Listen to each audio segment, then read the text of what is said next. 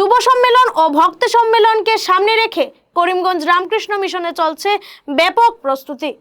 আগামী 31 আগস্ট হবে যুব সম্মেলন এবং 1 সেপ্টেম্বর হবে ভক্ত সম্মেলন। সম্মেলনে বক্তব্য রাখবেন নরেন্দ্রপুর রামকৃষ্ণ মিশনের সম্পাদক স্বামী শাস্ত্রজ্ঞানন্দ মহারাজ এবং হাফলং রামকৃষ্ণ মিশনের সম্পাদক স্বামী অমিতেশানন্দ মহারাজ। তারা করিমগঞ্জ এসে পৌঁছবেন 31 আগস্ট সকালে। করিমগঞ্জ রামকৃষ্ণ মিশনের সম্পাদক স্বামী প্রভাসানন্দ মহারাজ এ ব্যাপারে গণ আওয়াজকে জানিয়েছেন, আমরা রামকৃষ্ণ মিশন করিমগঞ্জ এখানে আমরা প্রতি বছর যুব সম্মেলন করে থাকি।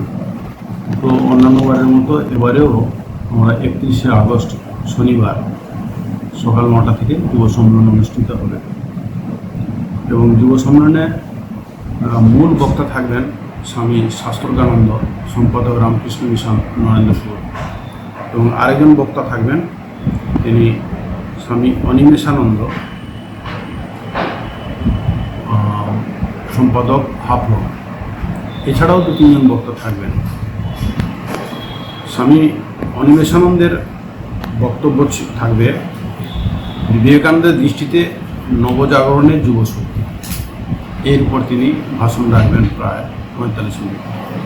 আর নরেন্দ্রপুরের মহারাজ স্বামী শাস্ত্রজ্ঞানন্দ তিনি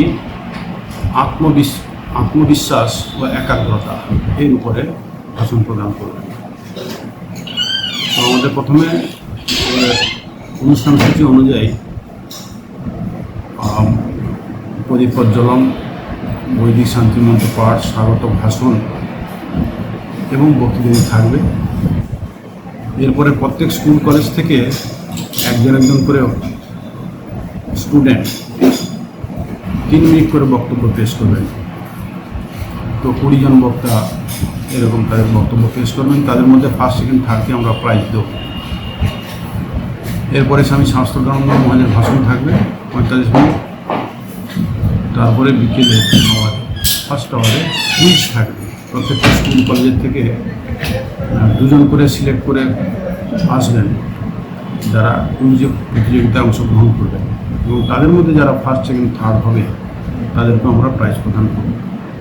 এছাড়া যারা অংশগ্রহণ করবে তাদেরকে প্রত্যেককে একটা ছোট করে বই দেওয়া হবে এই মোটামুটি। তো মূলত যুব সম্মেলনে মূল্যবোধের উপর আলোচনা হবে। মূল্যবোধ, চরিত্র গঠন। স্বামীজি বলেছেন জীবন তৈরি করা, চরিত্র তৈরি করা। তো আমাদের মূল শক্তির উৎস হলো চরিত্র। মানুষ কিভাবে নিজের পায়ে নিয়ে দাঁড়াতে পারে।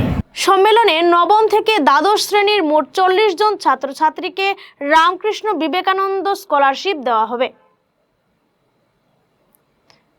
করিমগঞ্জ থেকে জুলি দাসের রিপোর্ট, গণ আওয়াজ।